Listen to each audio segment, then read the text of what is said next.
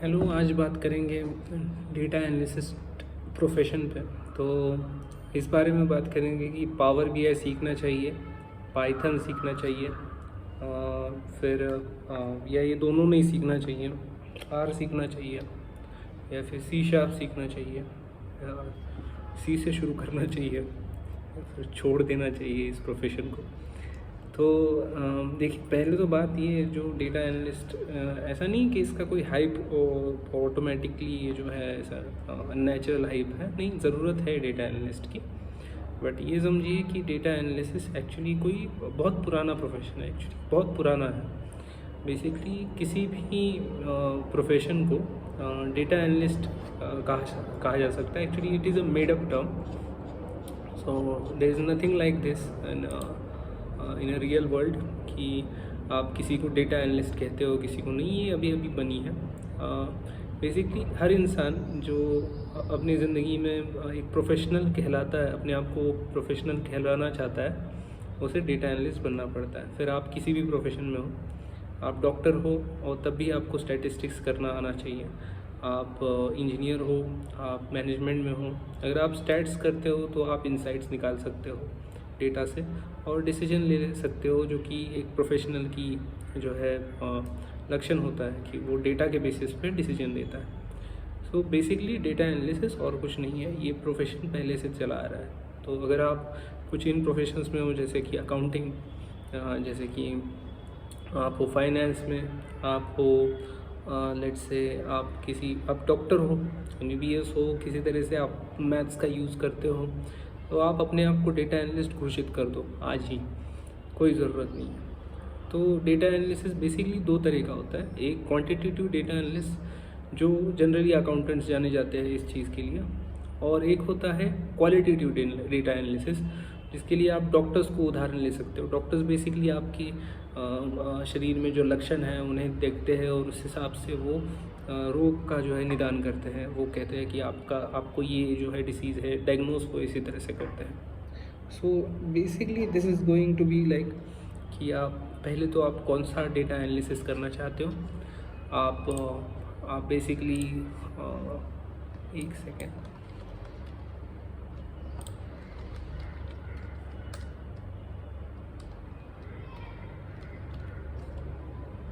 Just a minute.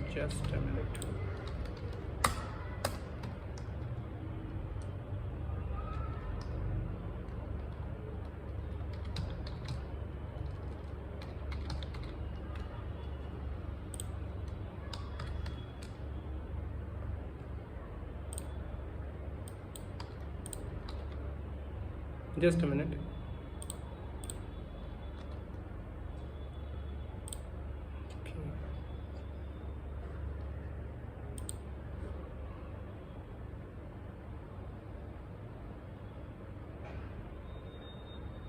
Just a minute.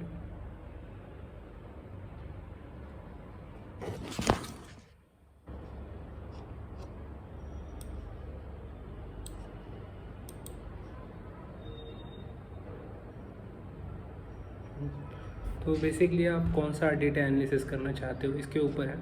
तो मैं मानता हूँ अभी के लिए कि आप क्वांटिटेटिव सिर्फ डेटा एनालिसिस करना चाहते हो, क्वालिटेटिव नहीं करना चाहते, because it is really a tough job.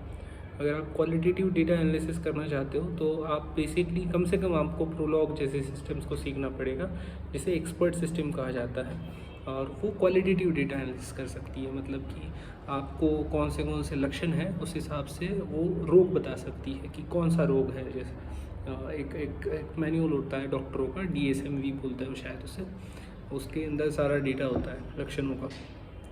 तो उस डेटा के बेसिस पे ये किया जा सकता है, ऐसा कुछ नहीं है। But it is a qualitative, so हम उस पर बात नहीं करेंगे आज, हम सिर्फ क्वांटिटेटिव पे बात करेंगे। सो क्वांटिटेटिव डेटा एनालिसिस में मैं क्यों कह रहा हूँ कि 20 साल पहले सबको डेटा एनालिस्ट कहा जाना चाहिए और आज की डेट में आप हर एक को डेटा एनालिस्ट नहीं कह सकते, लेट्स से फॉर अकाउंटेंट। सो बात ऐसी है कि एक्सेल जैसा सॉफ्टवेयर बेसिकली इनफ है आपको दुनिया का कोई भी डेटा एनालाइज करने के लिए। प्रॉब्लम वहाँ पे आ जाती है जब डेटा इतना बड़ा हो जाता है। जब तक आपका डेटा 10 लाख रोज़ के अंदर है, आप उसे एक्सेल में आराम से कर सकते हो। एक्सेल में और एक फंक्शन आता है पावर पिवोट नाम से, आप पावर पिवोट में भी काम कर सकते हो। प्रॉब्लम वहाँ आती है जब एक्सेल के अंदर एक्सेल उस डेटा को सही नहीं पाता। मेरे कुछ दोस्त पावर पिवोट जानते होंगे या पावर क्वेरी जानते होंगे, जो नहीं जानते हैं मैं बता देता हूँ। बस एक एक्सेल के अंदर एक डेटाबेस है और एक जिससे आप आसानी से डेटा मैनिपुलेट कर सकते हो। उसकी कैपेसिटी थोड़ी ज़्यादा है बट इतनी भी ज़्यादा नहीं है। I have tested it for its score, उसको गिरा के छोड़ा है मैंने एक्सेल को, तो वो गिर जाता है, पावर क्वेरी भी गिर जाती है। तो अगर वहाँ पे बहुत सारा डेटा है और उसे पुल करना पावर क्वेरी को बहुत मुश्किल जाता है। पुल करना मतलब डेटा को जिस सोर्स में है उस सोर्स से पुल करके उस डेटा को एक्सेल में इंपोर्ट करना और फिर एनालाइज करना, ये एक्सेल को बहुत मुश्किल जाता है। इतना एक्सेल पावरफुल नहीं है। हाँ, वो एनालाइज बहुत कर सकता है, एनालिसिस की फीचर्स ज़्यादा है उसमें, जैसे स्टैंडर्ड डेविएशन है तो ये फीचर्स ज़्यादा है। और एनालाइज मतलब वो डेटा को हैंडल नहीं कर पाता है, क्वांटिटी ऑफ डेटा को। और यहीं पे मॉडर्न डेटा एनालिस्ट जो है आगे चले जाते हैं। तो मॉडर्न डेटा एनालिस्ट बेसिकली बड़े डेटा पे काम कर पाता है। और बड़ा डेटा मतलब कोई ऐसा आप मत समझिए कि लाखों ऑब्जेक्ट का डेटा है। इनफैक्ट अगर आप किसी 6 से 7 टेबल है आपकी डेटाबेस में, जिनमें हर टेबल के अंदर कुछ 1000 से ज़्यादा कॉलम है और कुछ 5 से 6 मिलियन मतलब कुछ 1 करोड़ या उससे ज़्यादा रोज़ है, ऐसे 4-5 टेबल भी है आपके डेटाबेस में, तो आप एक्सेल में इसे एनालाइज नहीं कर पाओगे, उसको खींच के एनालाइज नहीं कर पाओगे। सो इस तरह के डेटा एनालिसिस के लिए फिर बहुत ज़्यादा मशक्क़त आने लगी 2011 के बाद। 2011 से पहले ऐसा कुछ नहीं था इंडिया में, तो बाहर के देश का मुझे नहीं पता। इंडिया में ज़्यादातर कंपनीज़ में ERP था ही नहीं, हाथ से काम चल रहा था, हाथ से मतलब कि लिख के काम चल रहा था। 2011 से टैक्सेशन पॉलिसीज़ बहुत चेंज हुई, वैट, और 2017 में आके GST आया जो मैंडेटरी कर दिया कि हर बार आपको इनवॉइस निकालना पड़ेगा। तो इस वजह से डेटा बहुत ज़्यादा जनरेट होने लगा, कम से कम कमर्शियल सेक्टर के अंदर। और 2014 में जब इंटरनेट आया तो बहुत सारा डेटा जनरेट हुआ, उसमें ज़्यादातर क्वालिटेटिव डेटा भी था कि लोग क्या ख़रीदना पसंद करते हैं एंड ऑल।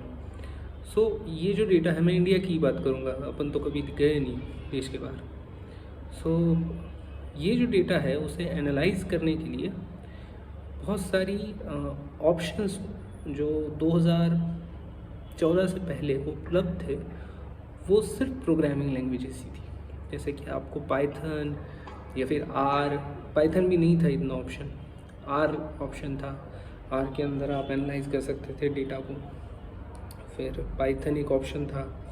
फिर आपकी बाकी प्रोग्रामिंग लैंग्वेजेस जो है जावा एंड ऑल, आप इसी में एनालाइज कर सकते थे, आपके पास ऑप्शन ही नहीं था। So if you are like 2012-2013 में आप थे और आप कहते हो कि I have to learn Python, you are completely right. मैं आपको बहुत सपोर्ट करता था उस वक्त, मतलब मुझे तो खुद नहीं आता था 2012-13 में कुछ, बट आई विल सपोर्ट। अगर आप मुझे उस वक्त पूछते कि ये करना चाहिए तो शायद मैं भी कर लेता, मुझे कुछ ज़्यादा पता नहीं था।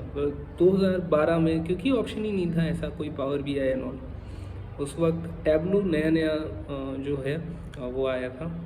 और इससे पहले एक सेल्सफोर्स नाम की जो कंपनी है उसने बाद में टैबलू को ख़रीद लिया। सो टैबलू एक पहला एप्लीकेशन था जिसमें डेटा को एनालाइज करना एक्सेल की तरह आसान हो गया था। तो इससे पहले सिर्फ आप एक्सेल में ही कर सकते थे। सो अगर आप 2012 से लेके 2017-18 तक भी आप कहते हो कि मुझे प्रोग्रामिंग लैंग्वेजेस सीखनी ही पड़ेगी एनालिसिस के लिए, तो आप सही थे। 2017 के बाद नहीं, कोई ख़ास ज़रूरत नहीं है कि आप प्रोग्रामिंग लैंग्वेजेस ही सीखें। आप कितना भी कहे कि पाइथन बहुत इजी लैंग्वेज है, पर वो स्टिल एक प्रोग्रामिंग लैंग्वेज है, उसमें बग्स हैं, उसमें एरर्स आती हैं। पाइथन की खुद की वेबसाइट नीचे कहती है कि हाँ इसमें एरर्स है और आप हमारी हेल्प करें, मतलब आप लोग हम लोग पाइथन की हेल्प करें कि हम एरर्स को डिटेक्ट करके वहाँ पे फिल आउट कर दें। तो खुद पाइथन ये चीज़ें कहता है, ऐसा नहीं है कि जो है सच है सब कुछ। But when it comes to power BI, power BI में बेसिकली एक्सेल की तरह फंक्शंस हैं, एक्सेल की तरह आपकी जो है फॉर्मूलाज आप एंटर कर सकते हो और आपको बहुत दिमाग को परेशानी नहीं होगी। अब यहाँ पे कुछ लोग कहेंगे that they want to challenge themselves by learning Python and they can build some really great stuff. I support them, but मैं हमेशा ये कहूँगा कि अगर कोई चीज़ सीधी उंगली से निकल रही है तो उंगली टेढ़ी करने की क्या ज़रूरत है। तो कौन सी चीज़ें हैं जो आज की डेट में सिर्फ पाइथन में हो सकती हैं और आप पावर बीआई में उन्हें नहीं कर सकते, पहले उसे डिस्कस कर लेते हैं। फर्स्ट, आप कोई सॉफ्टवेयर नहीं बना सकते पावर बीआई के साथ। सेकंड, आप कोई मशीन लर्निंग का काम बहुत हद तक नहीं कर सकते। कुछ ही चीज़ें मशीन लर्निंग की जो है पावर बीआई के अंदर है, मौजूद है, और वो बहुत पुरानी है वैसे, बट स्टिल बहुत ज़्यादा है। किसको क्या समझता है, मतलब बहुत ज़्यादा है तब भी। थर्ड, आप किसी तरह का फ्रेमवर्क नहीं है मतलब माइक्रोसॉफ्ट का पावर बीआई का, जिससे आप कोई डेटा इनपुट ले पाओ। आपको बेसिकली पावर ऐप नाम का एक अलग सर्विस है, उसे यूज़ करनी पड़ेगी और उससे डेटा जो है कलेक्ट करना पड़ेगा। Let's say you want to build some application which collect the data, store it, और पावर बीआई में उसकी रिपोर्ट दिखानी है। तो ये थोड़ा ट्रिकी है, आपको पावर ऐप सीखना पड़ेगा। और आई am not very supportive of power app right now. आप सीखना है सीख लीजिए, बट नॉट वेरी सपोर्टिव। तो आपको किसी तरह की एप्लीकेशन को डेवलप करना पावर ऐप में पॉसिबल नहीं है। पावर मतलब है, बट उसमें डेलीगेशन नाम की एक चीज़ आती है, तो 2000 रिकॉर्ड्स ही वो प्रोसेस कर पाता है पावर ऐप। ठीक है, वो हमारा डिस्कशन का मुद्दा नहीं है। हमारा डिस्कशन का मुद्दा था कि क्यों पाइथन ही सीखनी चाहिए और क्यों नहीं सीखनी चाहिए।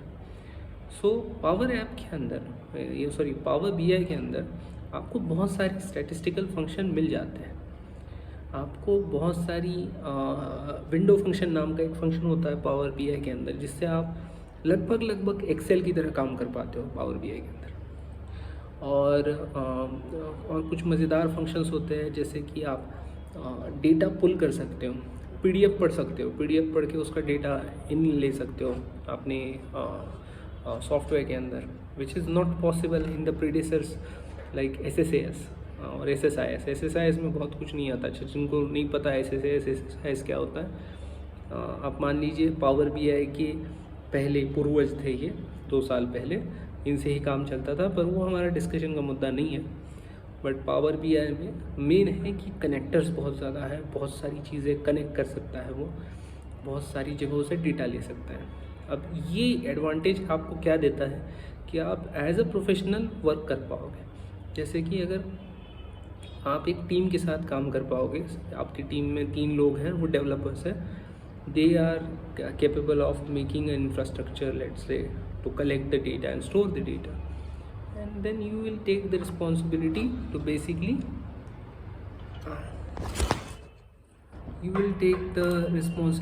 Basically just a minute. Yes.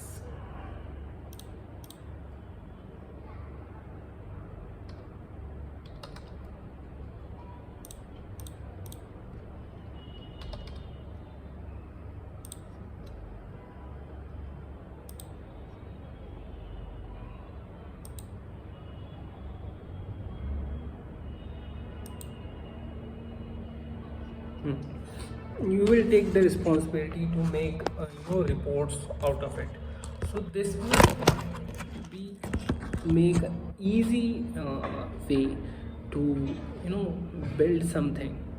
ठीक है, कुछ लोग कहेंगे कि सर हम लोग पाइथन में ओपन सीवी नाम का एप्लीकेशन, मतलब एक लाइब्रेरी होती है जो रिकग्नाइज़ कर सकती है ऑब्जेक्ट्स को, रिकग्नाइज़ कर सकती है मेरे थोबड़े को, और जब मैं अंदर आऊँगा तो अटेंडेंस मार्क कर देगी या फिर मुझे अनलॉक फीचर दे देगी मेरे लैपटॉप का।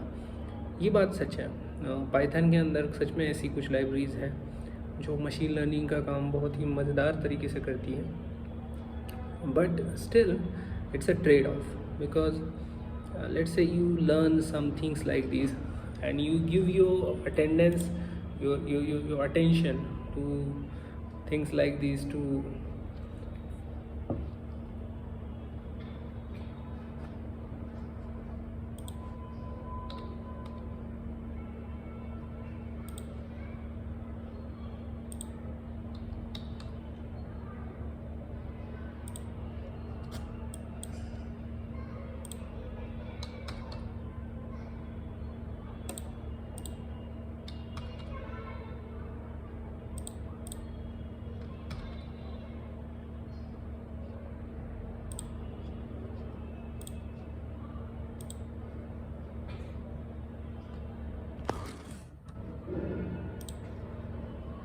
you give attention to statistics modeling, इस पे आप ज़्यादा ध्यान दे पाओगे अगर आप पावर BI पे ध्यान दोगे।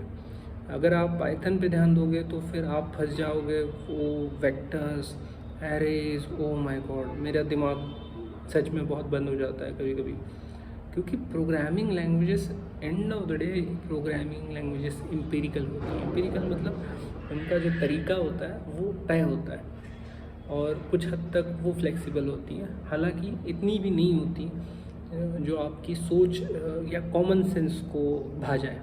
कभी कभार कुछ चीज़ें पाइथन में ऐसी हो जाएगी जो आपको कॉमन सेंस नहीं लगेगी, अरे ऐसे क्यों हो रहा है, इस तरह से क्यों डिज़ाइन किया गया है। बट क्योंकि पाइथन जैसी लैंग्वेज या कोई भी प्रोग्रामिंग लैंग्वेज इसलिए तैयार की जाती है क्योंकि वो कमांड लाइन पे काम करे और वो एक फ्लो में काम करती है। मतलब आप पहले एक लाइन लिखते हो, फिर दूसरी लाइन लिखते हो, फिर तीसरी लिखते हो।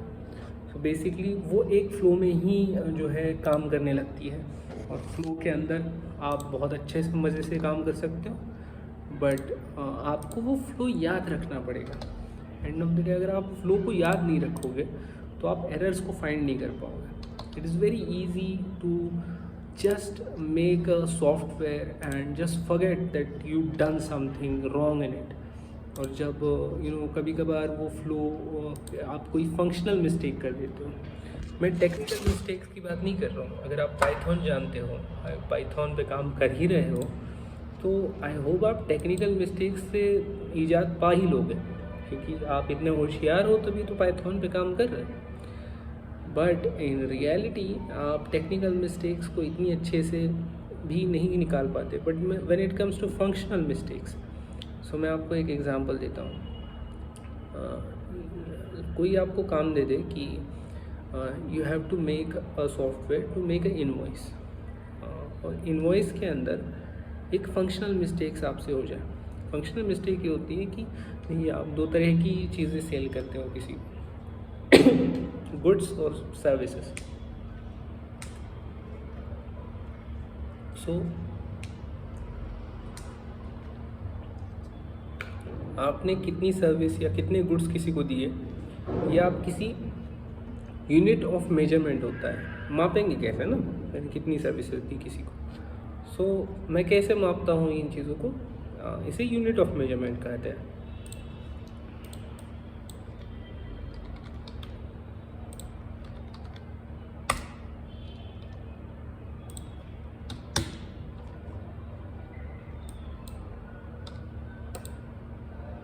सो इसे यूनिट ऑफ मेजरमेंट कहा जाता है।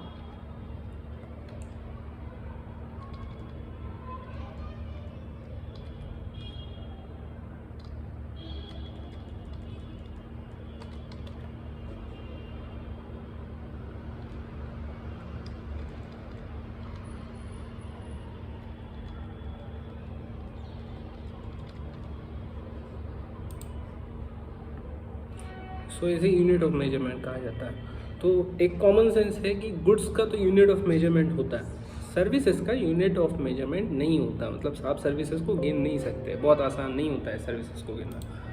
तो ज़्यादातर उस सर्विसेज को टाइम में गिना जाता है कि मैंने कितने घंटे आपको दिए, ये मेरी सर्विस है। मैं 1 घंटा अगर आपको कंसल्टेशन करता हूँ, मैं 500 रुपीज़ चार्ज करूँगा, ये मेरी सर्विस है। तो अगर मैं 2 घंटे आपसे बात किया तो मैं 1000 रुपये ले लूँगा। बहुत मुश्किल होता है सर्विसेज को यूनिट ऑफ मेजरमेंट में बताना कि कितनी सर्विस कंप्लीट हुई है, 50%, 20%। तो सर्विसेज को ज़्यादातर या तो टाइम में गिना जाता है या परसेंटेज में गिना जाता है। मतलब कि कितनी सर्विस आपने कंप्लीट की, आप परसेंटेज बता दीजिए। 50% करनी, ओके 50% पैसा ले जाइए। This is how it done. अब आपको सॉफ्टवेयर बनाने दे दिया गया, आपने गुड्स और सर्विसेज दोनों का एक ही आइटम मास्टर बना दिया, और ठीक है वो बना दिया, ठीक है, पर जब मैं सर्विसेज को एंटर कर रहा हूँ, सामने मेरे यूनिट ऑफ मेजरमेंट में आ रहा है किलोग्राम, नंबर्स, लीटर, ठीक है। अब ये कोई टेक्निकल मिस्टेक नहीं है, ये बेसिकली फंक्शनल मिस्टेक है। आपने एक फंक्शनल मिस्टेक की है उस फील्ड में, तो अब अगर वो फंक्शनल मिस्टेक कब ध्यान में आएगी, या तो आपकी कंपनी के अंदर कोई फंक्शनल पर्सन है, तो मोस्टली फंक्शनल पर्सन्स को रखना बहुत महंगा पड़ता है कंपनीज़ को, तो नहीं रखती है। तो ये ध्यान में कब आएगी, कस्टमर के सामने जाने के बाद। और फिर कस्टमर इसके पैसे दे देगा, पर वो पहले कहेगा कि इस चीज़ को ठीक करो। एंड एक बार सॉफ्टवेयर बनाना, मैं पहले ही कह चुका हूँ कि सॉफ्टवेयर बनाना आसान है, शायद आप बना भी लोगे, बट उसके अंदर जब रीडेवलपमेंट्स आती है किसी तरह की, कही जाती है कि ये चीज़ चेंज करके दे दो, वो चीज़ चेंज करके दे दो, वो आसान नहीं है। It is very hectic. आपके कोई दोस्त यार सॉफ्टवेयर इंडस्ट्री में है, आपसे पूछे कि बॉस जब कस्टमर से कोई क्वेरी आती है तो उसे सॉल्व करने में कितना दिन आता है, वो आपको बता देगा। सॉफ्टवेयर बनता है 8 दिन में, और क्वेरी सॉल्व करने में, एक क्वेरी सॉल्व करने में कभी कभी 1 दिन चला जाता है, तो अगला साल चला जाता है उसे स्टेबल करने में। This is what happen in real life. जब आप प्रोग्रामिंग लैंग्वेजेस में काम करते हो, आप एक सॉफ्टवेयर डेवलपर बनते हो, तो चीज़ों को बनाना या एक बार आसान हो जाता है आपके लिए, पर उसे ठीक करना या किसी के हिसाब से बनाना दिमाग का काम होता है। यही चीज़ किसी एप्लीकेशन के अंदर, जैसे कि पावर ऐप है, लेट्स से आपने पावर ऐप में किसी को एक रिपोर्ट बना के दे दी। अब उस बंदे ने आपको कुछ छोटा सा चेंज मांगा है, उसमें लाइन खींचने को बोला है, कोई लोगो डाल देने को बोला है, कुछ तो एक छोटी सी चीज़ उसने कही है कि सर ये हमें चाहिए। You said yes, okay, thank you, शबा खैर, कोई बात नहीं, हम दे देंगे। आपने ये कहा, आप गए, आप अपने पावर BI की शीट को खोला, आपने जो भी है शीट्स के एग्जैक्ट, जस्ट अ मिनट,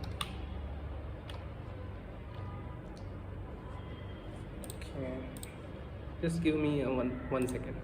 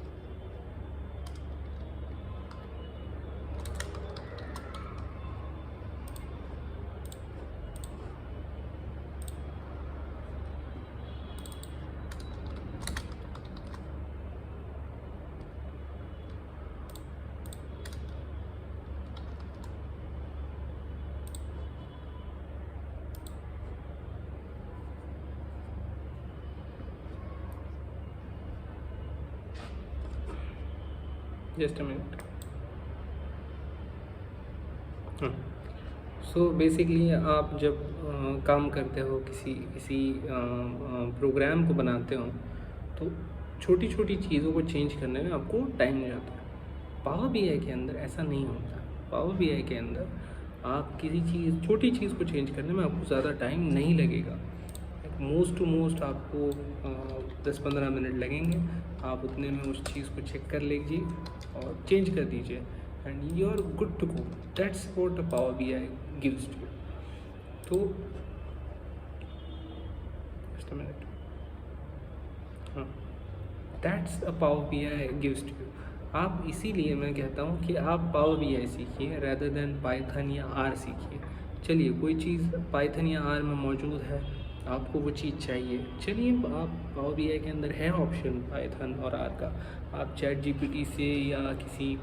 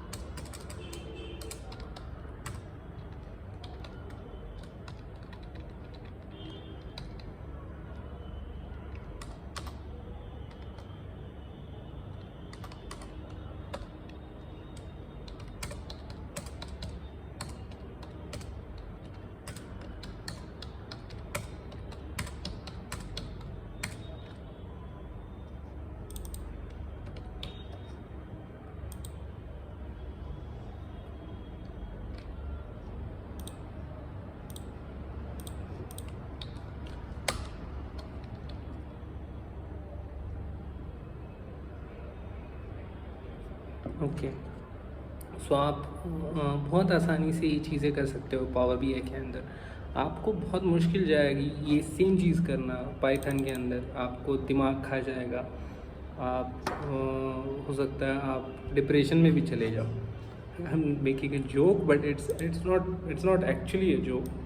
मैंने बहुत सारे लोगों को देखा है जो रात को सोते नहीं हैं जब वो प्रोग्रामिंग लैंग्वेजेस पे काम करते हैं, और वो बहुत ही ज़्यादा हेक्टिक होता है उनके लिए।